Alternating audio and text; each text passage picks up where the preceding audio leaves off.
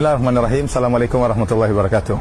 Para pemirsa yang dirahmati oleh Allah Subhanahu wa taala, kita sekarang sedang berada di sebuah masjid yang nama masjid tersebut adalah Masjid Jami' Al-Imam Syekh Muhammad bin Abdul Wahab, yang artinya adalah Masjid Jami' Al-Imam Syekh Muhammad bin Abdul Wahab rahimahullahu taala. Suatu nama yang tidak asing bagi kita bahkan kaum muslimin di tanah air, yaitu yang kata orang adalah Wahabi, ya. Dan beliau sebagaimana disebutnya dalam sejarah adalah salah satu dari pendiri kerajaan Arab Saudi. Oleh karenanya kalau di Arab Saudi kita tidak heran jika rakyat Arab Saudi begitu cinta kepada Syekh Muhammad bin Abdul Wahab rahimahullahu taala, karena dia ibarat seperti pahlawan, seperti Imam Bonjol, seperti Pangeran Diponegoro yang berjuang untuk mendirikan kerajaan Arab Saudi. Dan kita bisa lihat bagaimana sekarang hasilnya kerajaan yang luar biasa yang menegakkan syariat Islam, ya.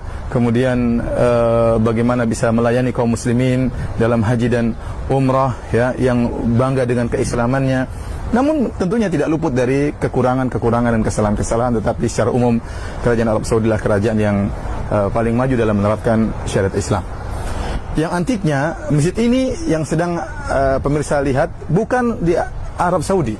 Saya sekarang sedang berada di kota Doha, di negara Qatar, ibu kota negara Qatar, ya. Dan ternyata masjid ini, Masjid Syekh Muhammad bin Abdul Wahab rahimahullahu taala, adalah masjid negaranya Qatar, masjid kebanggaannya orang-orang Qatar, diresmikan oleh Raja Qatar. Kemudian yang uniknya juga masjid ini, kalau para pemirsa sempat berkunjung ke sini, ternyata yang mengunjungi masjid ini bukan cuma orang-orang Islam, banyak turis-turis, ya, orang-orang non-muslim, orang-orang kafir, mereka datang untuk melihat masjid ini. Namun jika wanita datang ingin masuk masjid, maka disediakan jilbab untuk dipakai oleh mereka, dan jika mereka hendak masuk ke masjid maka dipersilahkan. Ya, ternyata nama Syekh Muhammad bin Abdul Wahab rahimahullahu taala bukan cuma harum di kerajaan Arab Saudi, tapi juga ternyata harum di negara Qatar, negara yang lain. Kenapa? Karena tentunya tatkala mereka membangun masjid dengan nama Syekh Muhammad bin Abdul Wahab rahimahullahu taala, menunjukkan mereka merasa Syekh tersebut punya jasa, ya. Syekh tersebut punya jasa terhadap negara yang lain selain negara Arab Saudi. Mungkin dari sisi keagamaan, ya, mereka mengenal sunnah Nabi SAW, mereka mengenal indahnya ajaran-ajaran yang diserukan oleh Syekh Muhammad bin Wahab rahimahullahu taala, dan kita tahu bahwasanya Syekh Muhammad bin Abdul Wahab rahimahullahu taala tidak menyerukan kecuali di atas Al-Qur'an dan sunnah Nabi SAW dan pemahaman para sahabat. Dan dia juga tentunya tidak maksum, dia punya kekurangan, ya. Wajar sebagaimana ulama-ulama yang lain punya kesalahan, ya. Namun yang ingin saya sampaikan pada kesempatan kali ini, ya, betapa banyak, ya, suara-suara sumbang yang menjelek-jelekkan Syekh Muhammad bin Abdul Wahab rahimahullahu taala, menggambarkan bahwasanya beliau adalah seorang yang sangat sangar, yang sangat membenci kaum muslimin yang lain, yang sangat suka mengkafirkan kaum muslimin yang lain, ya. Dan suara-suara sumbang tersebut berlanjut hingga saat ini. Betapa banyak dai-dai yang menyeru kepada sunnah dituduh sebagai orang-orang yang suka mengkafirkan kaum muslimin, yang suka seakan-akan hobi untuk menumpahkan darah kaum muslimin. Dan ini semua adalah kedustaan yang sangat nyata, kedustaan yang sangat nyata. Ya, kita lihat Arab Saudi, ya, yang dengan jelas-jelas negaranya didirikan oleh Syekh Muhammad bin Wahab rahimahullahu taala, ya, ternyata negara yang sangat ramah, melayani jamaah haji, melayani jamaah umrah. Apakah ada jamaah umrah ke sana datang kemudian ketakutan, takut dikafirkan, takut dibunuh, takut ditumpahkan darah? Enggak benar. Bahkan bagaimana kerajaan Arab Saudi sering memberikan bantuan kepada kaum muslimin di tanah air, di Aceh, di mana-mana, ya, tanpa memandang mereka mazhabnya apa, dibantu. Ini kaum muslimin mereka bantu, bukan cuma Indonesia yang dibantu, di Palestina dibantu, di Suriah dibantu. Padahal berbeda mungkin pemahamannya. Ya, kalau mereka mengkafirkan, ngapain bantu orang kafir? Ngapain Arab Saudi bantu orang kafir? Ngapain Arab Saudi bantu orang Yaman? Secara mazhab berbeda. Tapi ternyata mereka menganggap seluruhnya adalah kaum muslimin yang harus dibantu. Seluruh kaum muslimin yang harus dibantu, baik di Yaman maupun di Suriah maupun di Palestina, dan bahkan juga di tanah air kita yang kita cintai, tanah air Indonesia. Demikian juga lihat negara Qatar yang mereka rakyatnya mungkin berpemahaman seperti pemahaman Syekh Muhammad bin Wahab rahimahullahu taala, ternyata juga tidak mengkafir-kafirkan orang yang datang ke sini. Bahkan turis kafir saja boleh ke sini.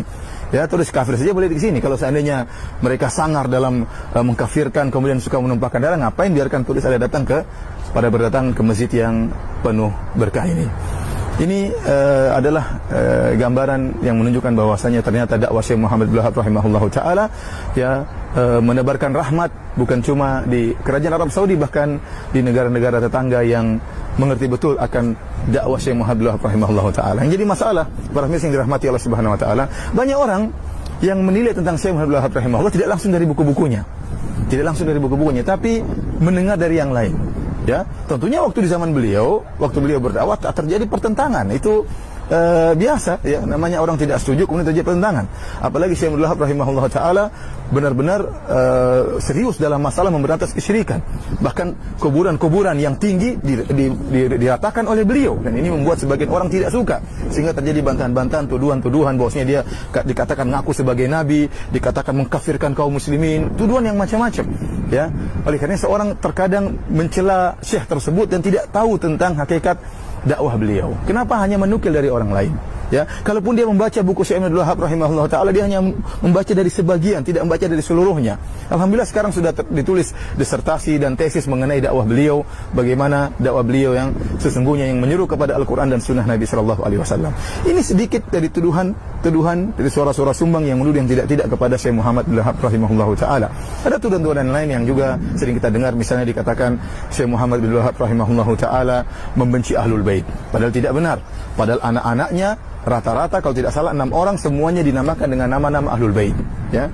Kemudian juga dituduh misalnya kalau tentunya beliau benci dengan Ahlul Bait, kenapa beliau menamakan anak-anak beliau dengan nama-nama Ahlul Bait?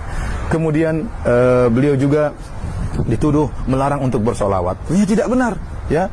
Beliau sering bersolawat, demikian juga kita yang pelajari buku beliau sering bersolawat kepada Nabi SAW. Mungkin yang dilarang oleh beliau adalah solawat yang maknanya tidak beres atau mengandung makna-makna yang kurang pas, sehingga beliau larang, atau mengandung makna-makna kesyirikan, karena sebagian salawat-salawat dibuat-buat oleh orang terkadang maknanya bermasalah. Adapun salawat yang benar, kita sering bersalawat, saya juga sering bersalawat. Kemudian tuduhan yang lain, beliau dituduh melarang orang untuk berziarah kubur, padahal tidak benar. Yang dilarang oleh beliau berziarah kubur kalau ziarah kubur tersebut minta kepada penghuni kubur, minta kepada mayat, itu yang dilarang oleh beliau.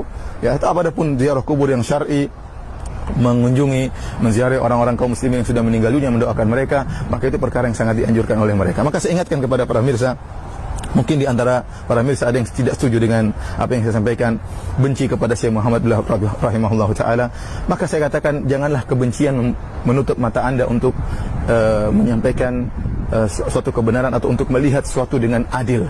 Anda mungkin menuduh Syekh Muhammad bin Wahab dengan tuduhan tidak ingat, Anda akan disidang oleh Allah berhadapan dengan beliau.